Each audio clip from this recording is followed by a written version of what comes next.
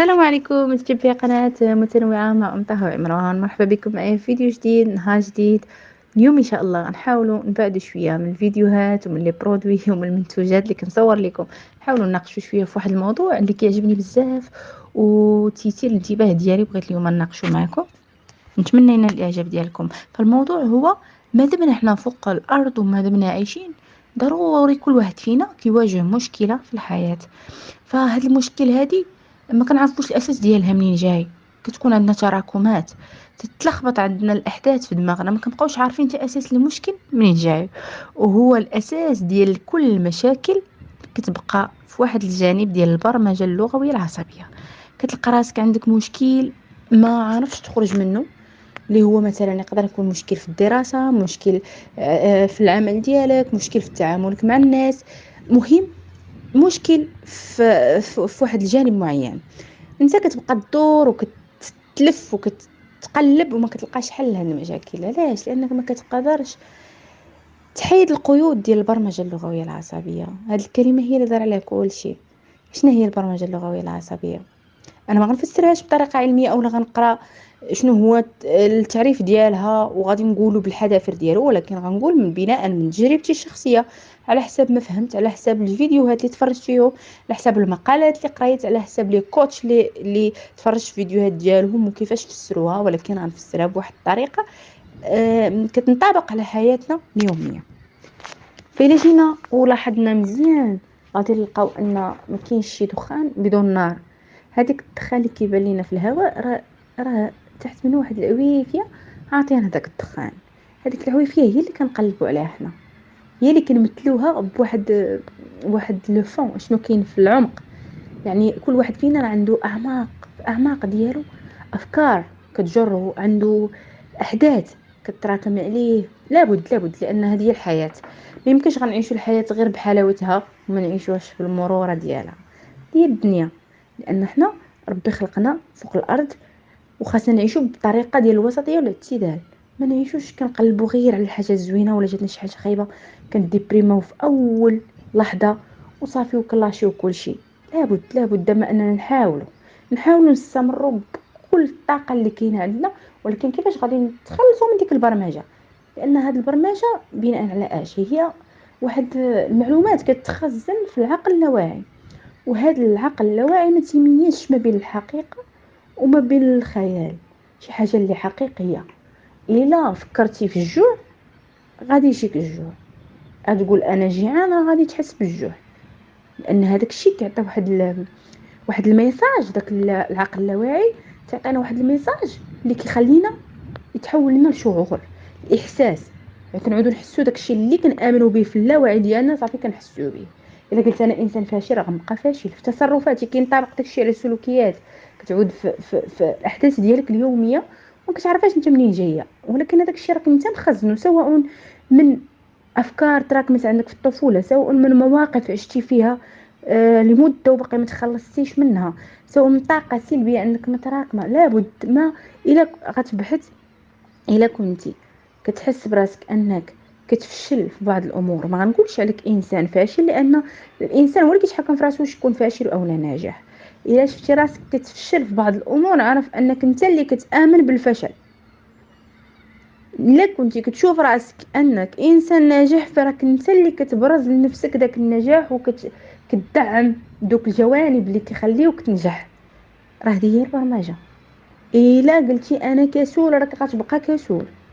الا قلتي ما كنعرفش ندير هاد الحاجه وما كنتقنهاش، ما غاديش تعرف ديرها وما غتقنهاش. لان شنو قلتي انت؟ شنو قلتي بالفم ديالك؟ شنو قال لك العقل ديالك؟ راك غادي تنطبق لك سلوكيات صافي، وغادي تعود تمارسها بشكل يومي، اللي غيخليك كتغرق في واحد الدوامه ديال ما كنعرفش الهادي.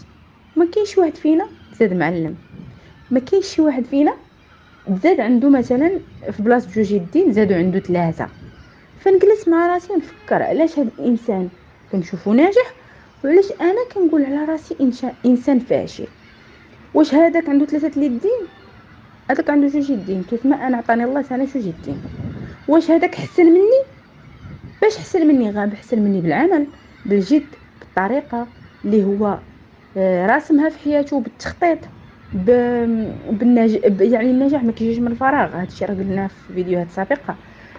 يعني كيف قلت لكم، هذاك الانسان ربي خلقه ل9 شهور وانا كذلك ل9 شهور. هادشي اللي كاين. اذا خصني نجلس مع راسي ونفكر علاش هذاك الانسان ناجح وانا ما قدرتش نوصل لهذا النجاح، وغادي نرجع وغادي نفكر شنو الحيتيات اللي خاصني ندعمهم، شنو الاشياء اللي خاصني نغيرها باش انا نوصل لذاك النجاح. الا ما جيتيش ضروري دير داك الروتور، تجلس مع راسك وتقول شنو، تقلب على الحاجه منين الاساس ديالها، المشكل ديالها منين جاي، غتلقى راسك غادي في واحد البروغراماسيون بلا ما تحس، صافي تبرمجتي. وهنا تفكرت واحد القصه ديال واحد الفيل زاد في واحد البيئه، وديك البيئه حتمت عليه انها دير ليه واحد السلسله، كيف كنقولوا واحد الرباط في رجلو. صافي ربطاتو من رجليه ولفاتو انها تعطيه الماكله في هاد البلاصه وتعطيوه يشرب في هاد البلاصه، باش كيسالي كينعس في نفس البلاصه. هذاك الفيل ولف انه ياكل في نفس البلاصه، يشرب في نفس البلاصه، ينعس في نفس البلاصه. واحد النهار ملي كبروا الفياله كلهم حيدوا ليهم دوك الرباط اللي في رجليهم وقالوا لهم سيروا. كاين اللي اختار انه يمشي لجزر ويعيش فيها الحياه، كاين اللي مشى هاجر المنطقة أخرى اللي كاين فيها غابات استوائية وفيها اكتشافات أخرى، مهم باش يعيش بيئة أخرى. وهذاك الفيل استحب أنه يبقى في نفس البيئة. طلقوا ليه الرباط من رجليه وما بغاش يمشي. علاش؟ لأنه تبرمج على ياكل في نفس البلاصة، يشرب في نفس البلاصة، ينعس في نفس البلاصة. فهذه قصة فيها عبرة.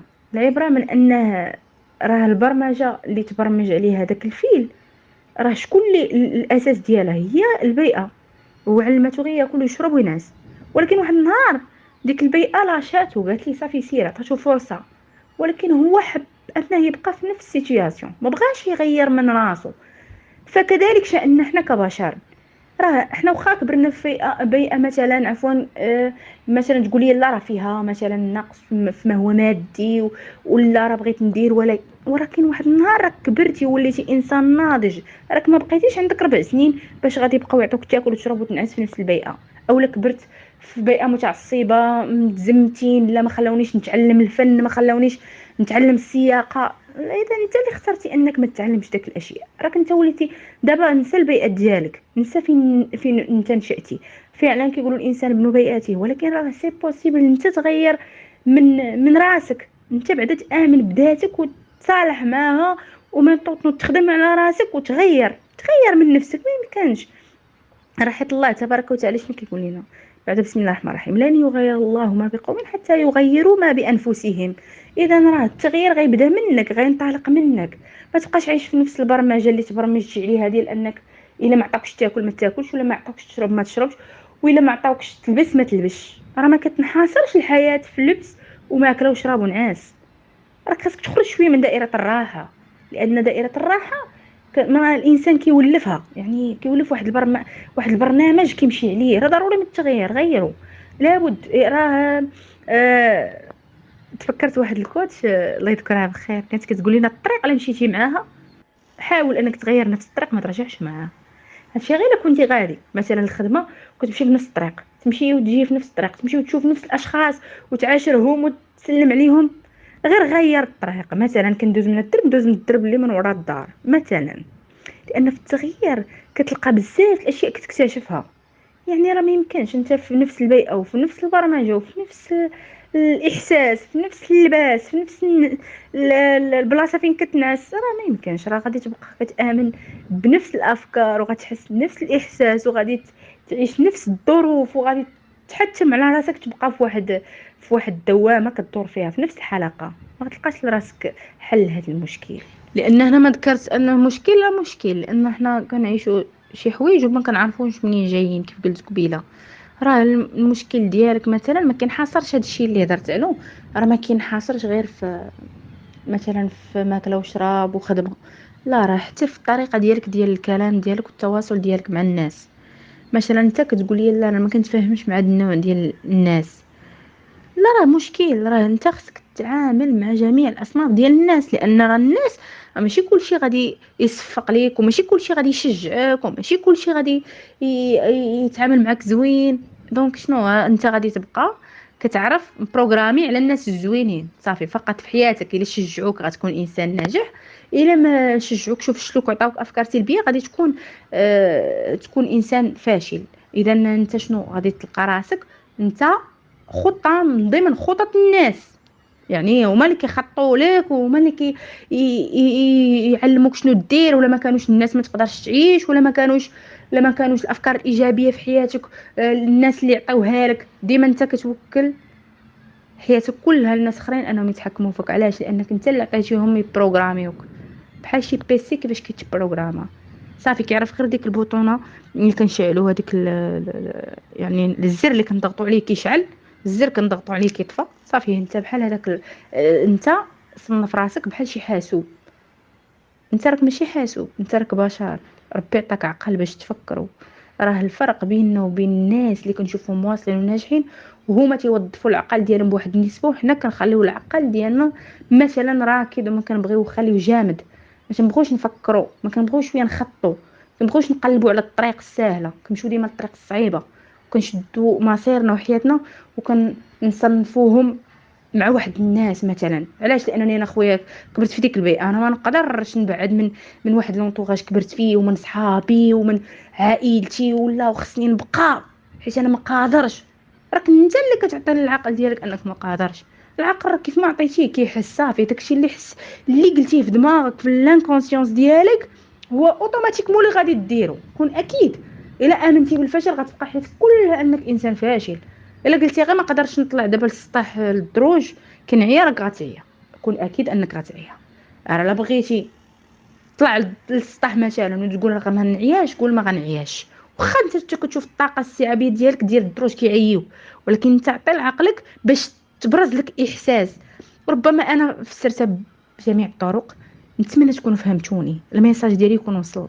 فإلا بغينا نتبرمجوا على شي حاجه زوينه، الا بغينا نحافظوا على ديك البرمجه نحافظوا غير على الحاجه اللي تبروغرامينا عليها وخلاتنا نزيدوا لقدام، نافونسيو، نلقاو مستقبل زاهر، نمشيو مزيان. دونك هنا نبقاو غادي في نفس الطريق. سينو غادي نغيروا شويه الخطه، نرجعوا لديك البرمجه اللي تبروغرامينا بها، سواء طريقه الهضره، سواء طريقه اللباس، طريقه التخطيط، طريقه كيفاش تجيري فلوسك، طريقه كيفاش تربي ولادك.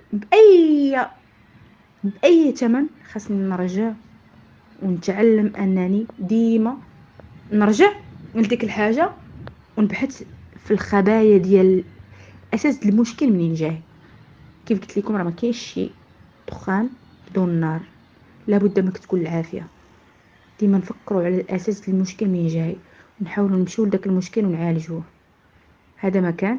نتمنى الفيديو ديالي يكون راقكم ونال الاعجاب ديالكم. فلا عجبكم ما تنساوش الضغط على زر لايك اشتراك في القناه باش يوصلكم كل جديد.